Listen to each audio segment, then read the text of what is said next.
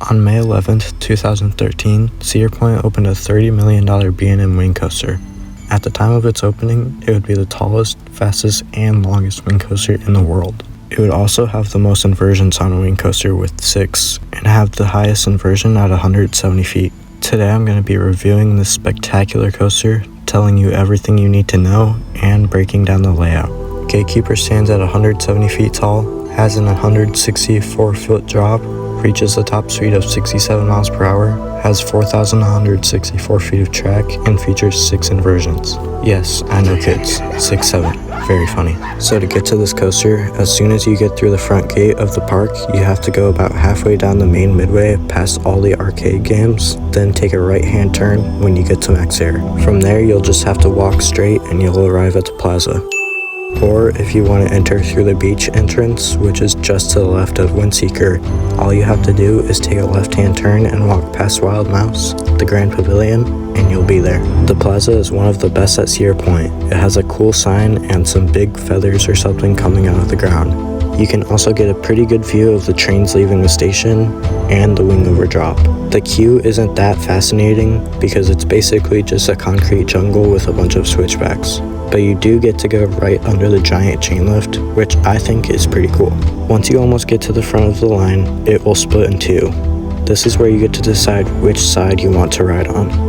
If you go to the right, on the chain lift, you will be on the park side. However, if you take a left-hand turn at the split, you will be on the lake side. Both sides give excellent views, but we'll talk about that more in a second. Now let's talk about the seating arrangements. There are 8 rows with 4 seats per row. However, there's 2 seats on each side due to the train being split. So technically, these trains are 4 across. This means that you can have 32 riders per train. The seats are those really comfortable B&M vest restraints that are actually really nice. I don't like them on dive coasters or inverts, but on wing coasters, they work perfectly. I also want to mention that in the station, if you are wearing slides or flip-flops that you want to take off, they do have shoe racks, but you could also fit a small bag or anything like that in there if you wanted to. You can feel the wind on your dogs with no shame. To start the actual ride, as soon as you leave the station, you'll take a tight U-turn to the right. This is where Steve hangs out most of the time, but if you get too close, he will get scared and fly away. After that, you'll begin your ascent up an 170-foot tall lift hill. You'll get pretty good views on either side of Lake Erie and the park, but beware, as the sun will be trying its absolute hardest to make you go blind. At the top of the lift hill is where you'll start that heavenly wing over drop. If you're sitting in the front, you'll get a second or 2 of hang time, and if you're sitting in the back, you'll just get whipped over it. Personally, I think the best seat on Gatekeeper is the back left outside seat, because at the start of the drop, you'll just get yoinked over it.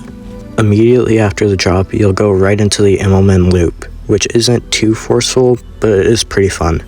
Some people say they've grayed out on it, but I personally haven't. You'll then take a slight right turn into an airtime hill that doesn't really do too much due to the restrictive vest restraints. It gives a little bit of weightlessness feeling, but it's not like you're gonna come out of your seat or anything. After that, you'll go into a huge floaty corkscrew that on some days I feel like gives some hang time, but most of the time it's just kind of there. Riders will then experience the standout moment of the ride, the 0G roll through the keyholes over the entrance. This element will give a floating sensation as well as give a great head chopper and foot chopper moment simultaneously. This is one of the coolest spectacles and is almost as fun to watch from the ground as be on the actual coaster. But if you're enjoying this video so far, please consider subscribing as it helps me out a ton. Also, don't forget to hit that like button. I have more videos like this on the way. Anyways, after the keyholes, riders will then go into what B&M calls an incline dive loop. Supposedly, this is one of the rarest B&M elements. I'm not 100% sure the exact number of coasters they made with this element, but that number is pretty low. It's basically just a modified dive loop. It's not too different, but it is cool. After that, you're gonna pass behind the keyholes while doing an inline twist.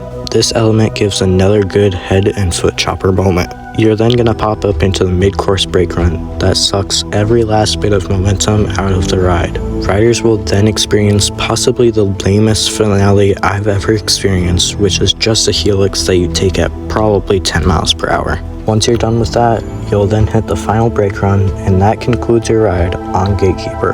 Overall, Gatekeeper is such a fun ride. If you want to feel like you're flying and don't really care about crazy positive or negative G-forces, this is your ride. However, I think it has some dead spots, specifically the finale and the Airtime Hill. So for that reason, I'm going to give it an 8.9 out of 10. It's definitely one of the best coasters at Cedar Point and one of my favorites of all time. But let me know what you think. Do you agree with my ranking, or do you think I butchered it? Comment down below. If you enjoyed this video, please consider subscribing as it helps me out a ton. I have a lot more high quality reviews and coaster videos on the way. Peace out and ride on.